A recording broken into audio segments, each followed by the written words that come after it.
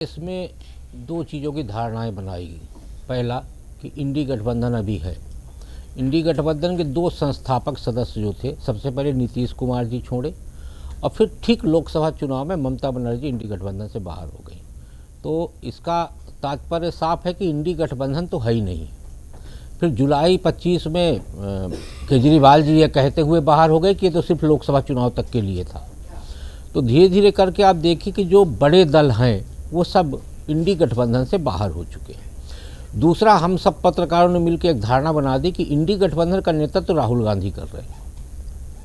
क्यों? इसलिए क्योंकि हम पत्रकारों ने ही चर्चा करके धारणा बना दी कि इंडी गठबंधन का नेतृत्व जो है, क्योंकि इंडी गठबंधन के अंदर इस बात की चर्चा कभी नहीं हुई कि संगठन का नेतृत्व तो राहुल कर रहे हैं। तो हम लोगों ने ये धारणा बनाई चर्चा करके, पार्लियामेंट के अंदर हो, सड़क पे हो या संसद पे हो, कहीं भी इंडी गठबंधन ने राहुल गांधी जी का नेतृत्व स्वीकार नहीं किया।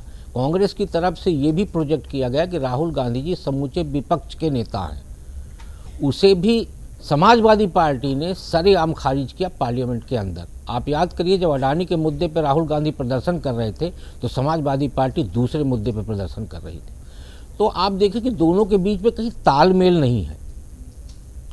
फिर इंडी गठबंधन का नेतृत्व कौन करे, ये सवाल तब से प्रासंगिक है जब इसका गठन हुआ था। तो पहले ये हुआ कि नीतीश कुमार जी को बना दिया जाए, फिर वो छोड़ के चले गए।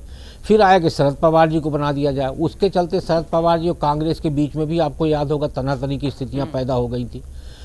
फिर लोकसभा चुनाव के बाद मुखर हुई आवाज़ की नेतृत्व किसी के हाथ में दिया जाना चाहिए, क्षेत्रीय दल के हाथ में देना चाहिए, क्योंकि राहुल गांधी में वो बूता नहीं है कि वो एक गठबंधन का नेतृत्व कर सके। नहीं, लेकिन लोकसभा चुनाव के बाद 99 सीटें आ भी गई थी, तो फिर कायदे से तो बनता वही है कि वही देखे। 99 सीट आने के बाद भी नेतृत्व स्वीकार तो नहीं हुआ था। मैं वही तो बोल रहा हूँ कि उनको नेता प्रतिपक्ष के तौर पर प्रोजेक्ट किया गया कि समूचे विपक्ष के वो नेता प्रतिपक्ष हैं, लेकिन वो स्वीकारता नहीं बना पाए वो, और आज भी वो स्वीकारता नहीं है। जब आपका विधानसभा के चुनाव हरियाणा, दिल्ली के हुए, तब भी ये बात मुखर हुई थी कि अब राहुल की जगह पे इंडी गठबंधन में किसी बेहतर व्यक्ति के हाथ में इंडी गठबंधन दिया जाना चाहिए, और आज वो बात फिर से उठी है। और आप देखिए, उन राज्यों से ये सवाल उठा है और ये प्रश्न उठा है जिन दो राज्यों में हाल में चुनाव होने वाला है। सबसे पहले पश्चिम बंगाल में होगा और फिर उसके बाद उत्तर प्रदेश में होगा। और ये दोनों दल अपने अपने राज्य में काफ़ी मजबूत है और ये दोनों दल के नेता अपने अपने राज्य में एक दमखम रखते हैं। ये बात उठना कहीं ना कहीं ये स्वाभाविक तौर पर प्रकट करता है कि जिस इंडी गठबंधन को इस देश में कंधा दे के ढोया जा रहा है, वो इंडी गठबंधन अब बैसाखी पर भी चलने की स्थिति में नहीं है।